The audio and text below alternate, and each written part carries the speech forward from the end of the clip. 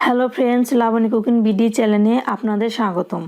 আশা করি সবাই ভালো আছেন। প্রতিদিনের মতো আজকে আপনাদেরকে দেখাবো কিভাবে হোটেলের স্বাদে সুস্বাদু করে খাসির মাংস রান্না করতে হয়। সুতরাং ভিডিওটি না টেনে দেখতে থাকুন। আর ভিডিওটি ভালো লাগলে অবশ্যই লাইক, কমেন্ট ও শেয়ার করবেন। আর যারা আমার চ্যানেলে নতুন তারা অবশ্যই আমার চ্যানেলটিকে সাবস্ক্রাইব করবেন। ইতিমধ্যে যারা সাবস্ক্রাইব করেছেন তাদেরকে অনেক অনেক ধন্যবাদ। বন্ধুরা, তাহলে রান্নাটা শুরু করা যাক। খাসির মাংস রান্নার জন্য এখানে আমি 1 কেজি খাসির মাংস নিয়েছি, কেটে সুন্দর করে ধুয়ে নিয়েছি। আর নিয়েছি 4 পিস আলু, সুন্দর করে খোসা ছাড়িয়ে ধুয়ে নিয়েছি আর এই সাইজ করে কেটে নিয়েছি। 4-5টা পেঁয়াজ স্লাইস করে কেটে নিয়েছি। 4-5টা রসুন খোসা ছাড়িয়ে নিয়েছি আর নিয়েছি পাটায় একটু ছেঁচে নিয়েছি আর কিছু আমার নিয়েছি আর 4-5টা কাঁচামরিচ নিয়েছি। আর নিয়েছি মশলা। তো এখানে আমি 2 চামচ আদা বাটা নিয়েছি আর এখানে আমি 2 চামচ মরিচের গুঁড়ো নিয়েছি আর এখানে নিয়েছি 2 চামচ ধনের গুঁড়ো, 1 চামচ রসুন বাটা আর 2 চামচ জিরা বাটা আর পরিমাণ মতো হলুদ আর কিছু লবণ নিয়েছি। আর নিয়েছি কিছু পাঁচফোড়ন তরকারিটা স্বাদের জন্য। তো এখানে নিয়েছি আমি 2টো তেজপাতা, 2টো শুকনো মরিচ, কিছু জিরা, লবঙ্গ, দারচিনি, এলাচ, সাদা এলাচ, কালো এলাচ, গোল, আর নিয়েছি আমি স্টার মশলা। যথারীতি তেল তো থাকছেই। রান্নার জন্য এখন দিয়ে দিলাম তেল।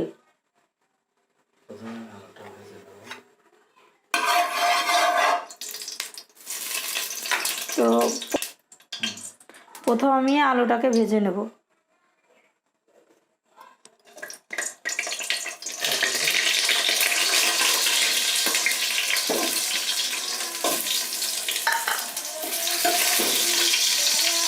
আমি আলুটাকে একটু লাল লাল করে ভেজে নেব।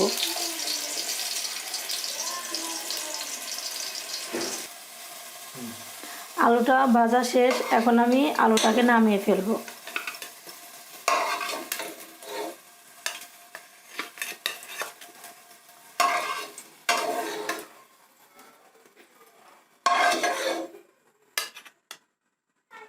তো এখন আমি দিয়ে দেব পাঁচফোড়ন। তো প্রথমে আমি দিয়ে দিলাম জিরা, দিয়ে দিলাম 2টো তেজপাতা, 2টো শুকনো মরিচ, কয়েকটা দারচিনি, কয়েকটা এলাচ, স্টার মশলা, লবঙ্গ, গোলমরিচ। তো এটাকে আমি একটু ভেজে নেব। তো তারপরে দিয়ে দিলাম পেঁয়াজ।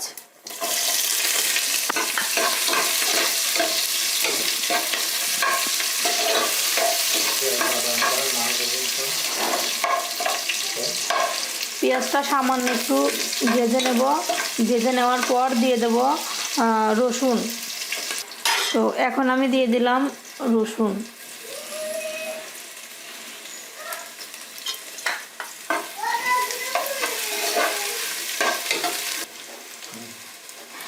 বাদামি কালার না হওয়া পর্যন্ত পেস্টটাকে আমি নেড়ে চেড়ে ভেজে নেব। তো পেঁয়াজ রসুন বাদামি কালার হয়ে গেছে। তো এখন আমি মাংসগুলো দিয়ে দেব।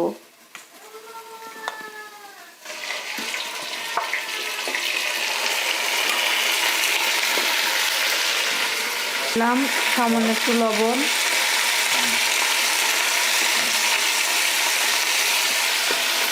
আর দিয়ে দিলাম আমি কিছু মরিচ।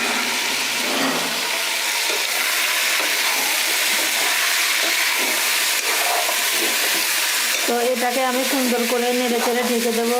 তো বন্ধুরা, আপনারা বলতে পারেন যে রান্নাটা মশলা ছাড়া রান্নাটা মাংসটা রান্না করতে। তো আমি ভিন্ন রকমভাবে রান্না করব। আপনারা অবশ্যই আমার পুরো ভিডিওটা দেখতে থাকবেন। খাসির মাংস এবং চর্বি থেকে যদি জলটা না বের হয় তাহলে আপনি হাফ কাপ পরিমাপ জল দেবেন। আর যদি জলটা বের হয় তাহলে জল দেওয়ার দরকার হয় না, এমনিতেই সেদ্ধ হয়ে যায়। তো বন্ধুরা, পুরো ভিডিওটা অবশ্যই দেখবেন আর আমার রান্নাটা অবশ্যই খেয়াল করবেন। তো এখন আমি ঢাকনা দিয়ে কিছুক্ষণের জন্য ঢেকে দেব। বন্ধুরা, এখন আমি ঢাকনাটা তুলে দেখব। তো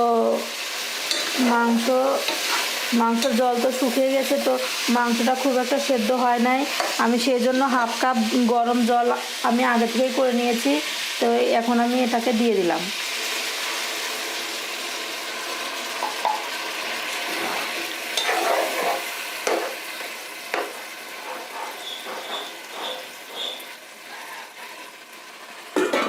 যখন মাংসটা সেদ্ধ হয়ে যাবে তখন আমি মশলাগুলো দিয়ে দেব। তো এখন আমি 7-8 মিনিটের জন্য ঢাকনা দিয়ে ঢেকে দেব। বন্ধুরা, ঢাকনাটা সরিয়ে দেখবো মাংসটা সেদ্ধ হয়েছে কিনা। তো মাংসটা প্রায় হয়ে গেছে।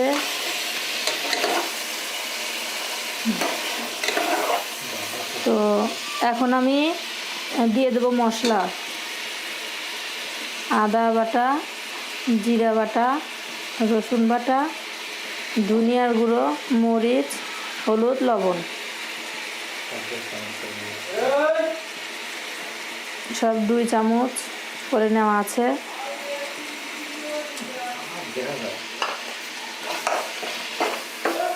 দিয়ে দিলাম একটু রান্নার তেল, আর দিয়ে দিলাম সামান্য একটু জল।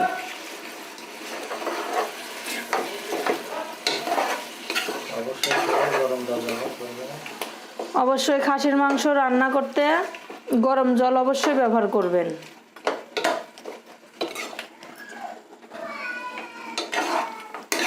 তো এখন আমি মশলা শুদ্ধ মাংসটাকে সুন্দর করে কষিয়ে নেব। তো কষানোর আগে আমি দিয়ে দিলাম আর ভাজা আলু, আর দিয়ে দিলাম কিছু রসুন।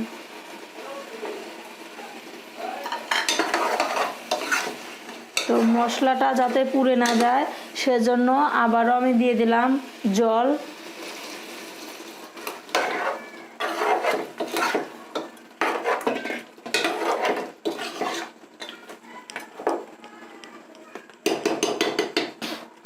এবার আমি ঢাকনাটা দিয়ে ঢেকে দিলাম।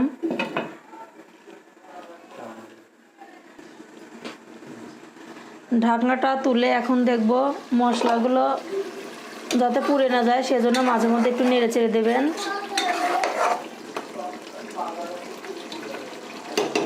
তো আবারও আমি 3-4 মিনিট ঢেকে দেব। তো বন্ধুরা, মাংসটা আমার কষানো হয়ে গেছে। তো এখন আমি দিয়ে দেব ঝোল।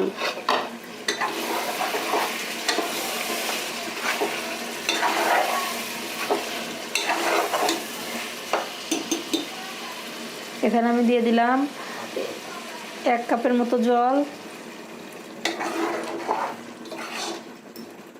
তো আপনারা যেরকম ঝোল খাবেন সেই পরিমাণ পর্যন্ত আপনারা দিবেন। তো এখন আবারও আমি ঢাকনা দিয়ে ঢেকে দিলাম। ঝোলটা না হওয়া পর্যন্ত আমি ঢাকনাটা তুলব না। তো বন্ধুরা, ঝোলটা আমার হয়ে গেছে। তো এখন আমি দিয়ে দেব দারচিনির গুঁড়ো আর এলাচের গুঁড়ো। তো এটাকে আমি আগে থেকেই ভেজে পাটাতে গুঁড়ো করে নিয়েছি। আপনারা ব্লেন্ডারেতেও গুঁড়ো করে দিতে পারেন।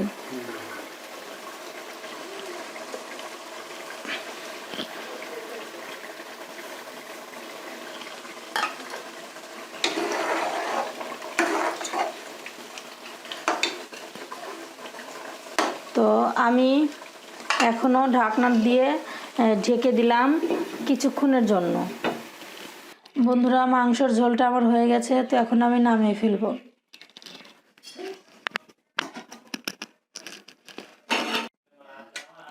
তো বন্ধুরা দেখেন, আমার মাংসের ঝোলটা অনেক সুন্দর হয়েছে, খেতেও দারুণ মজা গরম গরম ভাতের সাথে। তো আমার রান্নাটা যদি আপনাদের ভালো লেগে থাকে তাহলে লাইক, কমেন্ট, শেয়ার করবেন, আর আমার চ্যানেলটিকে সাবস্ক্রাইব করবেন। আর আর আমার মাংসর ঝোলটা রান্না কীরকম হলো সেটা কমেন্টে আপনারা জানিয়ে দেবেন।